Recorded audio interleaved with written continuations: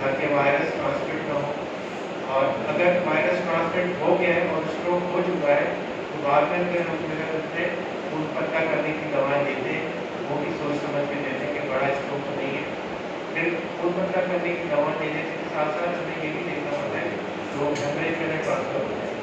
تو یہ بہت ہی اچھی سچویشن ہے, اور اسپیشلی کراچی میں جہاں جہاں ہم لوگ کام کر رہے ہیں وہاں ہم ڈیٹا بھی کلیکٹ کر رہے ہیں ساتھ ساتھ کے ایک پیشنٹ ہے جن کو کووڈ ہوا تو ساتھ میں اس کو نیورولوجیکل کیا کیا کمپلیکیشن ہوئے, اس میں دیکھا گیا کہ اسٹروک اور دماغ کے دورے, سر کا درد ہونا اور عجیب عجیب باتیں کرنا یا ایکوٹ انفیوژن اسٹیج میں لوگ آ رہے ہیں.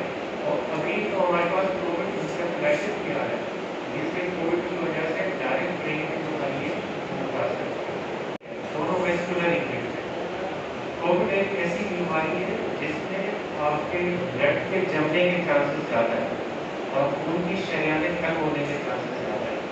تو جہاں جہاں خون کی شریان جائے گی وہاں پہنچے گا نہیں تو اسٹروک ہونے کا چانس ہے. گردے میں جائے گا تو گردہ فیل ہو جائے گا, لنگس میں جائے گا تو لنگ فیل ہو جائے گا. ہمارے اب مارچ سے لے کے ابھی تک ہم جو کیسز دیکھ رہے ہیں تو اسٹروک کا پریویلنس بڑھ گیا ہے, اور اس میں دو طرح کے اسٹروک ہیں, ایک تو وینس اسٹروکس ہے اور ایک آرٹیریل اسٹروکس ہے.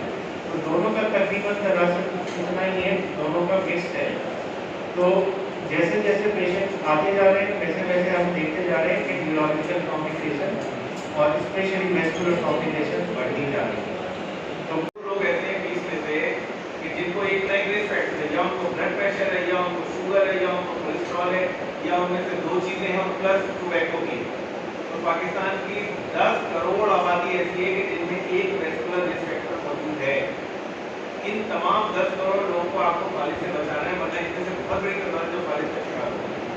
تو اس کے لیے ضروری ہے کہ آپ ہیلتھی لائف اسٹائل کو پروموٹ کریں, لوگ ایکسرسائز کرنا شروع کریں, ڈائٹ کنٹرول کرنا شروع کریں, تھوڑا سگریٹ پان تمباکو سے پرہیز کریں, نمک کم استعمال کریں. یہ 4-5 چیزیں کریں جس میں خرچہ کوئی نہیں ہے, لیکن اس کے ذریعے آپ فالج کی شرح کو 25-30% کم کر سکتے ہیں. آپ سوچیں ذرا روزانہ 1000 لوگ فالج ہو رہے ہیں, آپ روزانہ 100 بندے بھی 200 بندے بھی اگر بچانے والے جو ہیں تو کتنی بڑی بات ہے.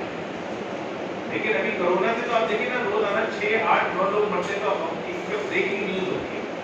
فالج سے روزانہ پاکستان میں 400 لوگ مرتے ہیں, لیکن کوئی کسی کو فکر ہی نہیں ہے کہ بھائی 400 لوگ مر رہے ہیں روزانہ, اور ایسے لوگ ہیں جن کو بچایا جا سکتا ہے. مطلب یہ وہ لوگ ہیں جن کو آپ بچا سکتے ہیں کیا جائے, اور یہ دوائی ہوا کہ جس سے فالج کے اندر کافی آپ لوگوں کو بہتری آؤٹ کم کر سکتے ہیں. اسی طرح فالج میں ایک اور ٹریٹمنٹ ہے جس کو لمبیکٹمی کہتے ہیں, وہ بھی پاکستان میں اویلیبل ہونی چاہیے تمام بڑے ہسپتالوں کے اندر, جس کے ذریعے فالج کا مؤثر علاج کیا جا سکتا ہے. تو فالج کی بڑھتی ہوئی شرح کو کم کرنے کے لیے اقدامات کرنے کی ضرورت ہے, فالج کی کیئر کو بہتر کرنے کے لیے اقدامات کرنے کی ضرورت ہے, اور لانگ ٹرم پلاننگ کرنے کی ضرورت ہے کہ ہم پاکستان میں فالج کو کس طرح کم کر سکتے ہیں اور کس طرح ہم فالج کے اثرات سے بچ سکتے ہیں. ورنہ فالج پاکستان میں بالکل سونامی کی طرح آگے بڑھ رہا ہے. ہر سال جو ہے اعداد و شمار پہلے سے بھی زیادہ ہو جاتے ہیں, اور انفارچونیٹلی اس کے اوپر کوئی بہت زیادہ اقدامات نہیں ہے. تو ہم چاہتے ہیں کہ ہماری سوسائٹی اپنی طرف سے آفر کر رہی ہے صوبائی حکومت کو کہ ہم آپ کے ساتھ مل کے کام کرنا چاہتے ہیں, آپ ہمارے ساتھ مل کے کام کریں. ہم انشاءاللہ صرف کے تمام اسپتالوں کو جو ہے نا وہ اسٹروک کے لیے ریڈی کر دیں گے, اسٹروک کے لیے کمپلائنٹ کر دیں گے.